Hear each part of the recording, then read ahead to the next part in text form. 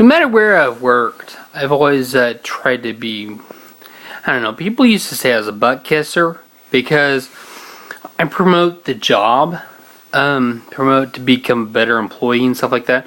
Like when I was working at Walmart, I would recite things that were like on the posters in the break room. I mean, that's how it sounded really cheesy. People are like, you got him for management? Not really. I mean, if I got a management position, I'd expect more pay and stuff like that, but I wasn't gunning for a position. I just wanted to be the best employee possible. The same is true now. I want to be the best employee. I want to be better at my job and that kind of thing. I've for years, since I've been at the job for 5 years, I can say years now, plural. I have looked up information. I've posted information in the team chat rooms and IM, and I get in trouble, because I post too much HR inappropriate material or something nobody wants to see that, that TMI type stuff. But I also post a lot of really helpful information. And my current team leader suggested something that nobody else has ever suggested to me. He said, to reduce the clutter in chat, can you digest it? He's like, just send out like one email a day or one text a day, which just has a bunch of different, tips and stuff. Because you've got good advice. It just, I think I might be lost in the chatter.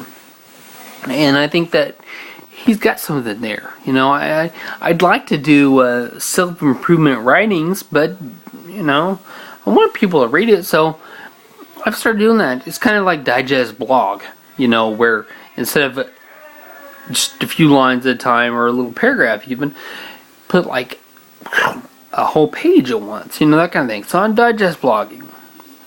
And last week, this is not necessarily the blog, but kind of was this digest thing, this Wisdom Fill Tips. He asked me some more information about checkback last week. Now, checkback is a business idea that it relates to multiple departments in the call center. And when you search up checkback in our agent answer center, which is it's not like Google search. I mean, it's not that smart of a search engine, but like a nerd, that's the first thing I do is I just search it. So I typed it in, and in the search bar, and the first thing that pops up is about quality assurance and collections. I'm not in the collections department, but the checkback for them kind of relates to ours. It really, because in the call center, checkback is so important that it spans all the categories. It really relates through everything. To break down the definition for collections, they break it down as extended choices and customer objections, or dealing with objections. That's actually something, it's under different headings in the tech cares portal, which is how we do things. But I don't think it really matters that they're in, no matter what category or quantification you put on it.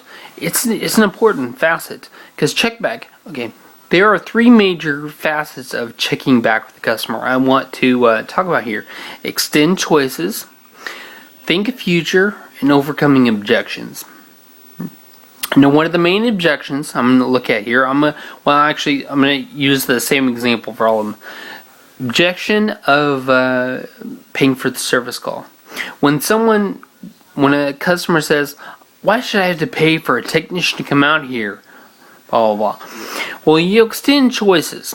And the choice is, well, you can pay the one-time $49.95, or we have something called the protection plan that allows you to waive that out and insure your DirecTV equipment.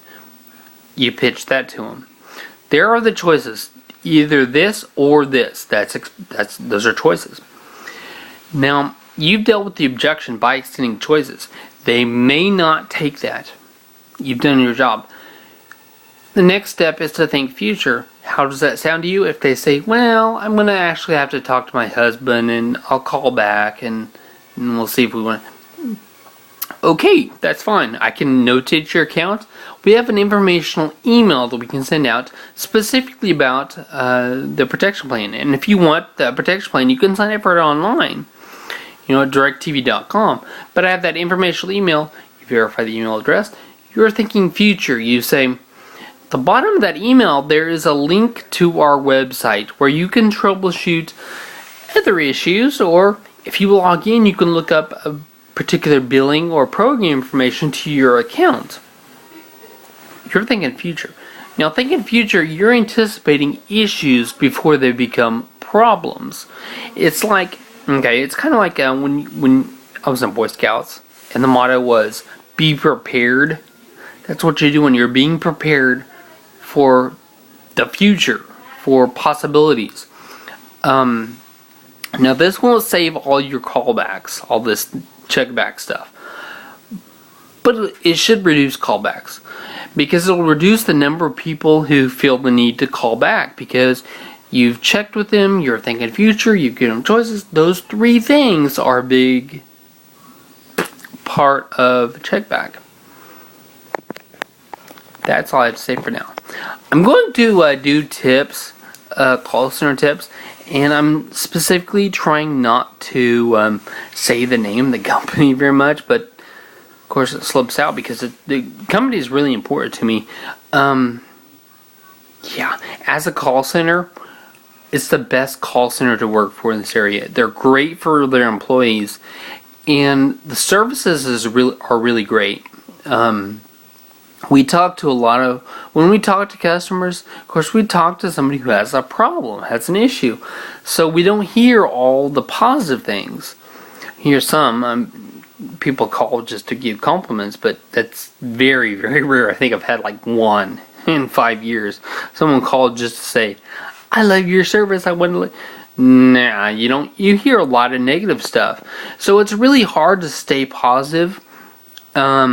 And that's one thing that I'm going to start doing more on this my channel here on YouTube is giving advice for call center people, for not necessarily just tech, but since I'm in tech, that's what I'm going to focus on. But it also relates to sales because we're cross-trained to do billing, programming, selling. I mean, we're primarily tech, but we do other things too. And that's what I'm going to talk about here. One thing. If there are any particular topics you want to hear me vlog about, just let me know.